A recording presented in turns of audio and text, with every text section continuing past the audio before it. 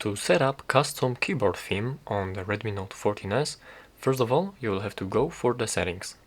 Next, you'll have to scroll all the way down and go for the additional settings. Then go for the languages and input, go for the manage keyboards and select the Gboard. And now we are in this keyboard settings and you will have to go for the theme.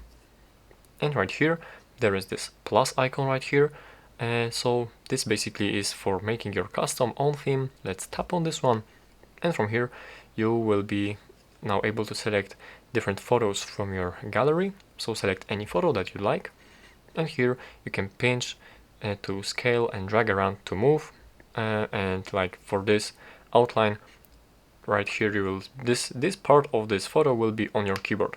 So adjust it, press next, and here you can adjust the brightness of this picture.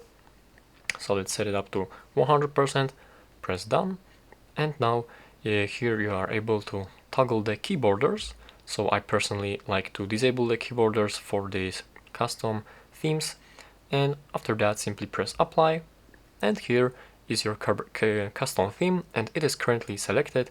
And let's quickly go for some text box, and as you can see, that's how you can do this.